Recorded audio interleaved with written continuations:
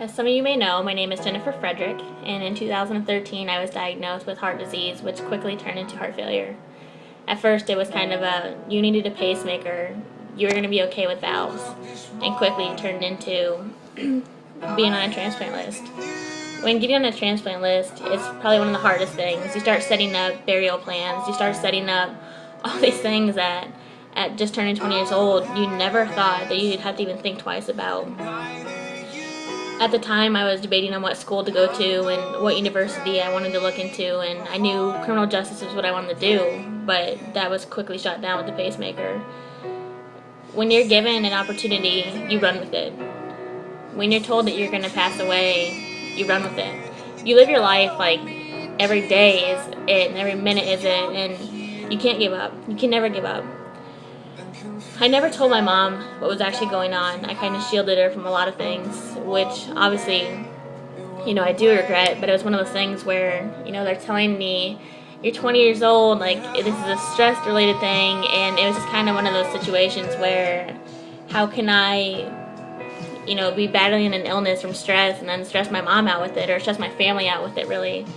I told my family that I'd wrecked my car due to, hitting an animal, and then when it actually came down to it, I had to fess up, and I called my mom, and I said, she was at work, and I said, are you busy? You got to come here, like, I'm getting a pacemaker. I drove myself here, and then they decided to put my appointment off for the next day, which thankfully.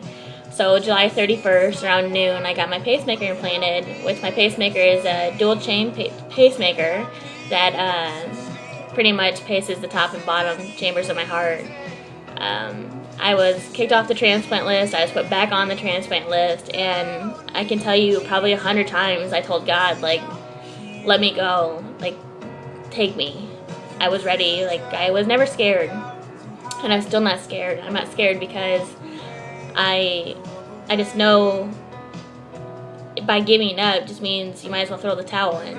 And so when you stop laughing, like, you might as well throw the towel in. A lot of people don't think that heart disease is a big thing to worry about, or heart disease isn't as strong as what, some people might say that it is. But heart disease kills you faster than any cancer, like most car accidents. Like, it's one of the top rated things that kills you. And when I found that out, I told myself, like, how is it me? Like, there's 6 of us in this room that were under the age of 25, and now to this day, I'm the only one who's still surviving. And those girls that I met, are sisters that, they understand when you say, like, I'm having a bad day today, and just not to ask questions, because sometimes, I wake up and I just want to pretend like this isn't real, like every text message I get, like, how are you feeling today, or what's the news now? You get so irritated with people, like, why do you care? Why do you want to know? Because you just want to shut the world out. One of the hardest things is shutting out your family, and that's something I know that I've done. And you don't mean to do it, but you try to shield them from what's really happening. And, as much as it might scare them, what the unknown is, you kind of just have to. I've learned so much about life, and most of all, I've learned, like, stress really does, like, take a toll on you, and relationships aren't worth it, especially high school relationships.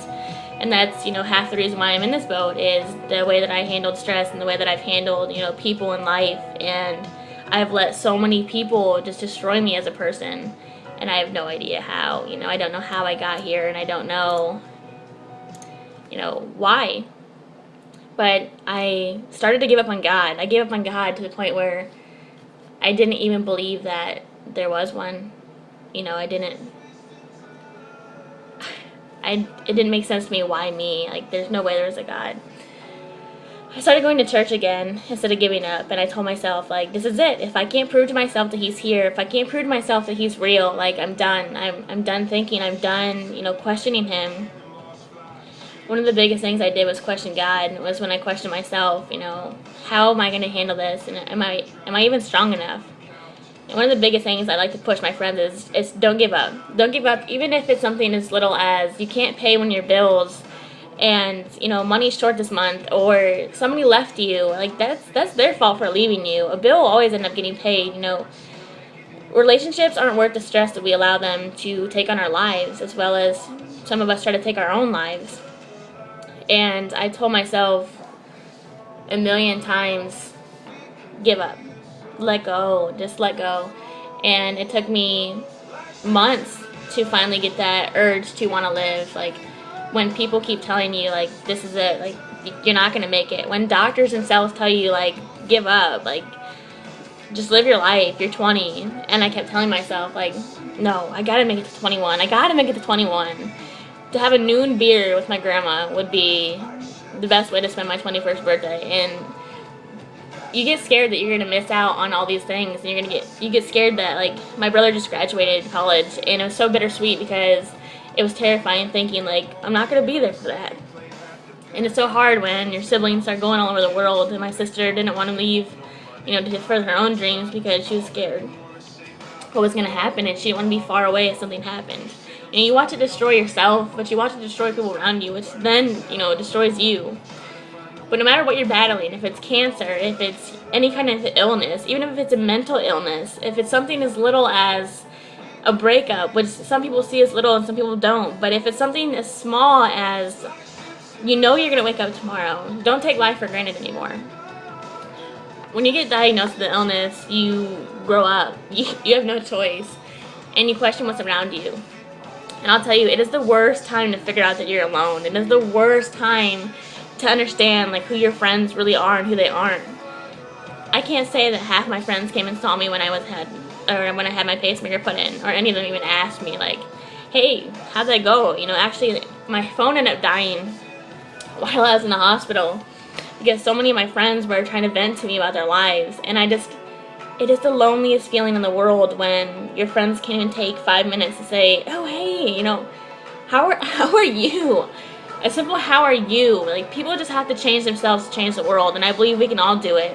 And I believe that it starts today. And my challenge to everybody is to tell your story, get your story out, and just find the positivity in your own heart to get up every morning. Find the positivity to put your own smile on your own face.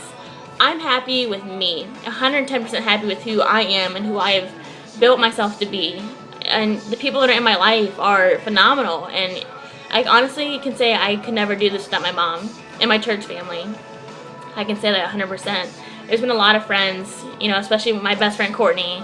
We got matching tattoos that say, I refuse to sink. And I know it's backwards on the screen, but it is what it says. And, she's been my rope to the anchor. Like, she's held me, like, as far from sinking as possible. I have to say that, I will be here for anybody who wants to reach out to me. I have found so many friends through this, as well as from hospitals or telling my story. But, it's not over yet. The battle isn't over yet. And I actually, I'm getting better. I'm to the point where I'm no longer on a transplant list, which is pretty bittersweet, as well as something as small as I don't have to do any more steroid treatments for the heart. My bottom chamber is finally catching up to the top chamber, and my pacemaker is 100% in par, so, it's a very good thing. It is very good. Now I'm actually currently down to 12 pills a day, which at the beginning it was 34. I got up to down to 27, then down lower, and then on more, and then, a lot of wrong diagnoses and stuff, and now it's a little small bottle, which is called Nitro, and if you think you're having, like, a heart attack or something, you put it under your tongue and it dissolves. And something as small as that, it'll change your life forever. Everything in your life has to be worth something. And there's a reason for everything, so just never give up, whether it's on yourself or the people around you. And when you feel alone and you feel like everybody in the world is coming to me with their problems, just be thankful that you can be there when somebody else can't see the light. Don't take it as somebody can't be there for me. To all my friends, I love you. To all my family, thank you so much for being here through every single thing, even if it's something small as a bad attitude and bad days. I love you all to death, and my biggest moral in the story is to live your life 100% and ride out all the emotions, but don't let them overtake you.